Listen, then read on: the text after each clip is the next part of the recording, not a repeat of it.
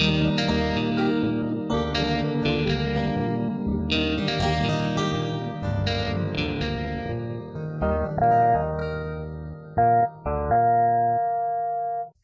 this is a prepaid call from Randall. an inmate at the Virginia Department of Corrections, Red Onion State Prison. To accept this call, press 0.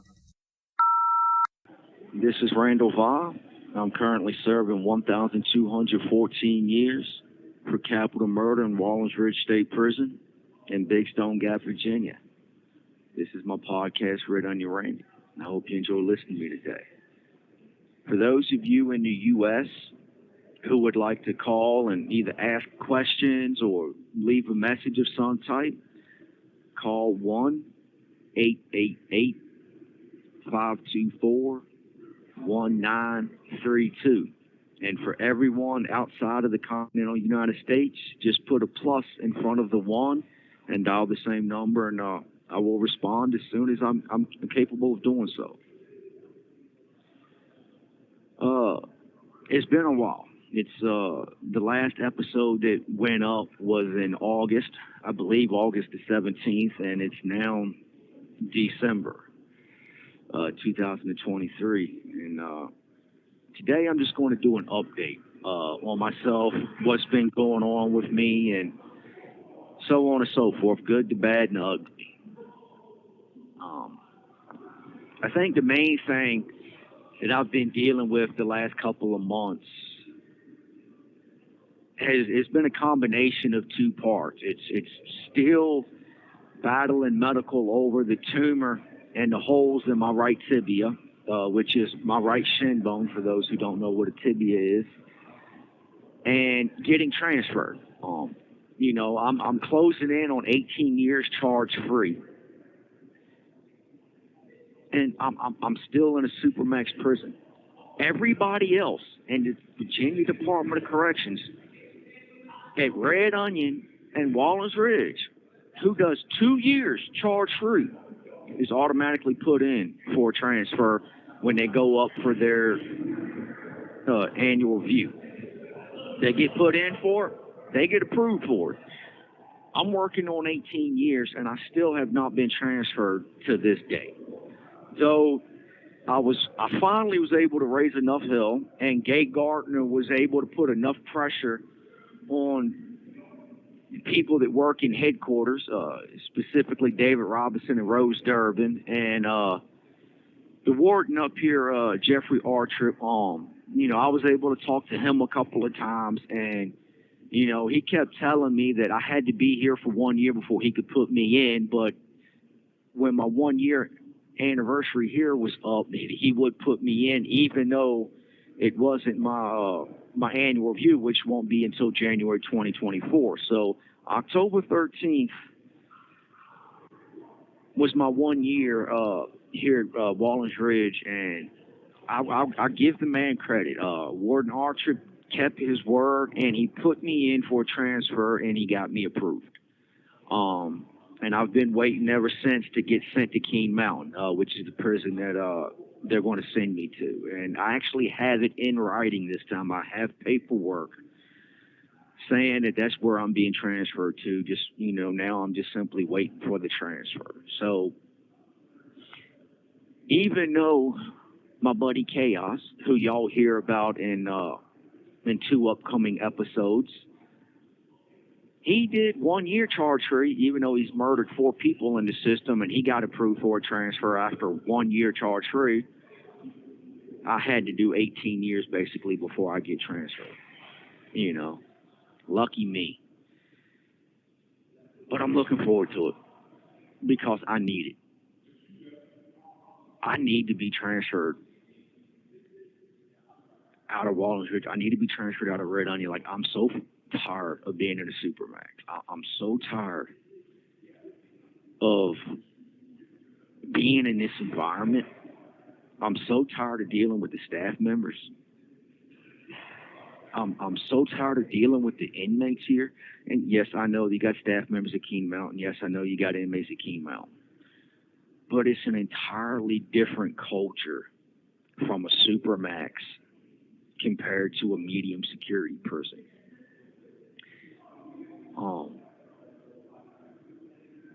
I'm just in the pod that I'm in right now, A4. It's a single cell pod, which is good. That part I like because I've been in a single cell going on 18 years. You know, since the last time I slit a dude's throat back at 2006 Sussex 1, the child molester I've told y'all about in previous episodes. I can't have a cellie. You know, so I'm in a single cell pod. But for some reason, they have a bunch of mental health guys in this pod. And when I say mental health, I literally mean mental health. As a matter of fact, my neighbor, I'm in cell 414. I have a neighbor in 413. We're on the same vent together. Even though I don't talk to him unless he calls and he asks me a question, and I'll answer his question, and I get down immediately because I'm not holding the conversation with him. This dude is stark raving mad. I'm not. I wish I was making this up. I genuinely wish I was about to lie to y'all. The guy has like $4,000 on his books. I didn't know that at first. And I'm the type of dude that, you know, if you don't have anything and I have something, I'm going to share it with you. That's just who I am, you know, because I did 20-some years in the prison system without being able to go to the store and buy commissary. So I know what it's like to be hungry. I know what it's like to have to rely upon state hygiene, and that stuff is horrible. I mean, there's a reason my teeth are the mess that they're in, and it's because of the state hygiene. So I started to help him out. You know, I was giving him some soups. I would throw him a honey bun here or there. You know, if he needed some hygiene, I would help him out. You know, turns out this dude's got $4,000 on his books. He just doesn't want to spend his money in case something bad happens to his mom and he won't be able to get money in the future. That pissed me off. Let me tell you, that had me upset right there, because that dude's got way more money than I do, and I'm sitting there helping him out of my little, and this dude is in penitentiary rich. So I didn't do nothing. I didn't even say nothing to him. I just simply cut him off and told him no. He came ask me for food. No, you want to eat? You go to the store and you buy it yourself, because you're not getting nothing else out of me. No, carry your ass. So he starts screaming at night, and I mean he's screaming the N-word over and over again all night long. I can't sleep. You don't interfere with my sleep, because when I'm asleep, I'm not in prison. And this is all I've ever known is prison since I was 11 years old. So I value sleep the way most people value their most beloved family member. You do not interfere with my sleep. So, I mean, I'm really getting on edge. I'm really getting on edge with this dude. And so one day I'm out in Chaos. My buddy, he needs some coffee. So I'm giving him some coffee, and this dude walks up on me in Chaos real aggressively. What are y'all doing? I take a deep breath. I'm like, man, don't worry about what we're doing. It's none of your business. Well, I am worried about what you're doing. And then he steps to me. I turn on him. So, boy, you better walk away right now. And he just popping off at the mouth. So thankfully, Chaos and a dude named Bobby, both of them grabbed me at the same time. Because if they wouldn't have, I'd have took that boy's head off. I would have felt sorry for it afterwards, because I know he's retarded. And I don't say that to be mean or cruel. I mean, it's just a physical reality. He genuinely is. You know, and I would have been sitting in a hole feeling extremely bad and stupid for that. But, like, just, you know, the culmination of what this dude is doing, like, he's just driving me bananas. And then he's taking coffee and he's taking garlic powder and he's grinding them up on the table, which makes a lot of noise. And he's slamming his little garlic bottle down, you know, to crush them up into a powder. And he's mixing them together and he's snorting it up his nose because he says it gets him high. This dude is snorting garlic powder and coffee mixed together. This is the type of pod I'm in.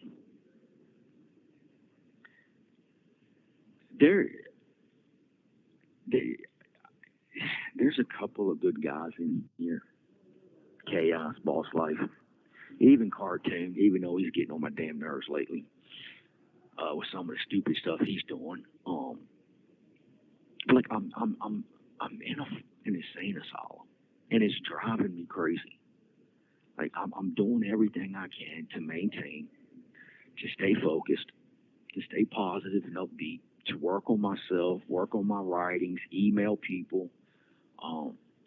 Though I swear I'm probably starting to piss my correspondence off, because it seems like every time I go to, I get caught up on my emails, they lock us down, or they come in, they confiscated their tablets for weeks on end so they could do a security check. All because there was a game that they gave us. It's a memory game. It's a card with different animal faces on it, and you got to match that card to this corresponding card. And when you do that, you get to type in your name in the little top 10 scores. And on that, they had a thing where if you touched it, a whole bunch of emojis popped up. So the game that JPay gave us, the game that the Virginia Department of Corrections signed off on for JPay to give us for free, is what caused the security check, and where they came in and confiscated everybody's tablets for weeks on end for something that they gave us because they said it was a security breach that we had an emoji on our players. Are you kidding me? Like, y'all get, like, this is the stuff I'm dealing with up here. This is why I have to leave. On top of that, back to my the tumor and the holes in my right tibia. This whole year, I've gone back and forth. I've recorded a couple episodes on that and everything. But this is the latest update. I was supposed to go down there in the end of September. So I pack up. I'd actually talked to the lady in charge of medical.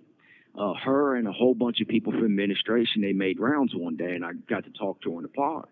Because my nose has been broken since I was a child, and it's, crooked and everything, and it's been causing some breathing problems, especially when I'm asleep. So I was talking to her about wanting to, see if I couldn't go over to medical and get the doctor to re-break it and straighten it out in the hopes of, kind of helping me with that. And it makes my glasses, fit me, because right now the way it's, crooked to the side, it causes the glasses to be crooked, so I don't ever wear them, and I actually need glasses. So I talked to her about that. She's like, well, look, let's just wait until after your surgery, and then when you get back up here, just send me a request form, and we'll look into this situation to see what we can do to help you. I'm like, all right, speaking of, it's just a down and back, right? She says, no, we want you to go down there for several weeks because of the pain. I'm like, look, I don't care about pain. I'm an old friend with pain. It doesn't bother me the way it bothers most people. I'm used to it by now. She's like, well, no, it's really going to hurt. Like, I don't care about that. Look, I want to go down and back. Take me down there, do the surgery, bring me right back up here immediately that day. She's like, okay, if that's what you want. So the way she said it, I'm like, all right, you know what? I better go jump on top of this. So I went and I called Gay Gardner from the Interfaith Action for Human Rights, and she contacted Rose Durbin and everything and said, hey, look, this is the conversation Randy just had with the head nurse at Wallens-Ridge, blah, blah, blah. I broke it down to her, and Rose Durbin wrote her back saying nothing in the procedure for Mr. Via surgery has been changed. It's a down and back the way it has been. So I have this in writing. I have the email because Gay Gardner sent me the email. So they come pack me up one day, and I go over there the next day to transportation, and I'm talking to them, and I was like, just down and back, right? And said, no, you're getting transferred there for the next 4 to 6 months. I said, no, I'm not. I have it in writing from Rose Durbin, who's, if I believe, is third in charge of the Virginia Department of Corrections, saying it's a down and back. They showed me the paperwork, the transportation orders. I'm going to be down there for 4 to 6 months. That meant I was going to miss my interim transfer hearing in October because I wasn't going to be here for that. And then I wasn't going to be here for my annual review in January. So when I would have came back in February or March of next year after the surgery, I already know what they're going to tell me because they did the exact same thing to me when I was at Red Onion. Oh, well, you're going to have to wait till your annual review next year. So the earliest I would have been put in for my transfer would have been January of 2024. By the time I actually got approved, by the time I actually got transferred, more than likely it would have been 2025 before I would have got to a level 4, a medium security, which would have been over 20 years charge-free. And yet, my buddy Chaos has murdered 4 people since he's been in prison. He only did 1 year charge-free, and he got approved for a transfer to the exact same place I finally got approved and transferred to after almost 18 years of being charge-free. I love the dude, and it really, that's my brother from another mother. I actually call his mom second mama when I talk to her on the phone every now and then. You know, what's fair about that? What's right about that? So I had to refuse. And, you know, I come back to the pod, and the week after that and everything, you have our trip, who's the warden, and you got the assistant warden, Blevins. They come over to the pod. So I pull up on them, and I was like, look, man, what the hell is going on? Like, why was I being sent down there for 4 to 6 months? And, I mean, Blevins snapped on me. And we just started arguing with one another. And when I say we argued, I mean we argued for 30 minutes straight, back and forth. Our trip was a part of it, but he would walk off, go talk to somebody else, and then he would come back and interject a few things, and I would yell at him. And, like, I mean, we wasn't shouting and screaming at one another. We wasn't cussing one another out. We wasn't calling each other names or being derogatory. But our voices was raised, and we was back and forth. And, I mean, like, it actually shocked a bunch of people because you don't hear me raise my voice. Yeah, my voice might get a little high-pitched every now and when I get excited or something. You know, one of these days I'll hit puberty. But until then, it is what it is. So, like, I mean, back and forth, man. He's like, no, you was only going to be down there for like 6 to 12 days. Well, why the hell was it written on the paperwork 4 to 6 months? Like, I seen that they had transfer orders. Oh, no, they wasn't that. Bro, I've read the paperwork, man. You can't sit here and lie to me. All right, like, that's, no. You know, like, I know what the hell is going on. And then, like, because, you know, they were like, well, why did you refuse anyway? And I told them about my transfer. Like, man, y'all don't understand how bad I need to leave these places. Like, if I'm here much longer, I'm honestly probably going to lose. I'm probably going to snap out and lose. You have 1 minute remaining. Because they're driving me crazy in this pod with the stupid stuff they're doing.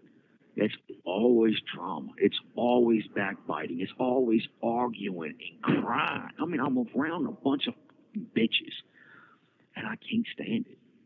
You have three or four good dudes in this pod, and that's it. When I say I'm in an insane asylum, I literally mean it. There's a guy in here that just moments ago, he went and dug a blanket out of the trash can that's covered with all kind of filth that somebody threw away because the blanket's basically no good anymore. And he just walked it up and put it in his cell, wrapped a towel around his head, come down the steps and started digging through trays from yesterday looking for leftover food to eat.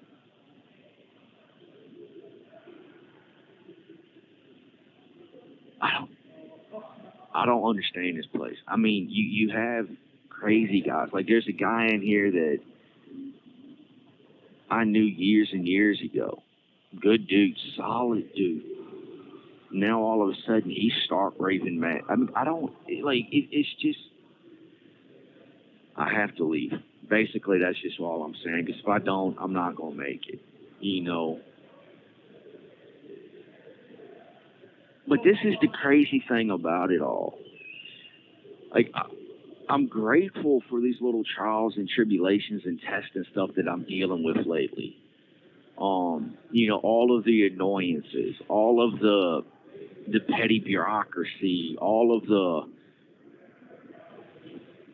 dealing with medical over and over again, with my leg issues and everything else that I'm facing.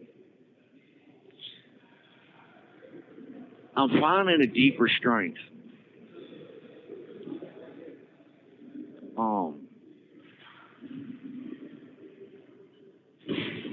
I'm growing stronger in certain ways. Yes, it's a pain in the ass to have to deal with this stuff.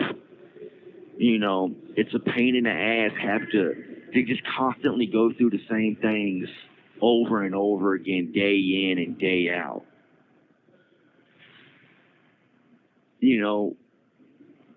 But you cannot grow when things are easy. You cannot grow when things are going good. There's no growth in that. There's only growth. There's only self-discovery and understanding when you're going through trials and tribulations. That's the only time when you find the strength to keep going on, to keep pushing forward, to keep striving for something better, to be something better. And these last few months have been hell on earth for me. Like, everything that can be thrown at me pretty much has been thrown at me. And while I'm not enjoying going through it for certain, I'm grateful for it nonetheless. Because I genuinely feel like I'm getting stronger, like I'm getting better. And that's what we have to look for in the trials and the tribulations and the tests.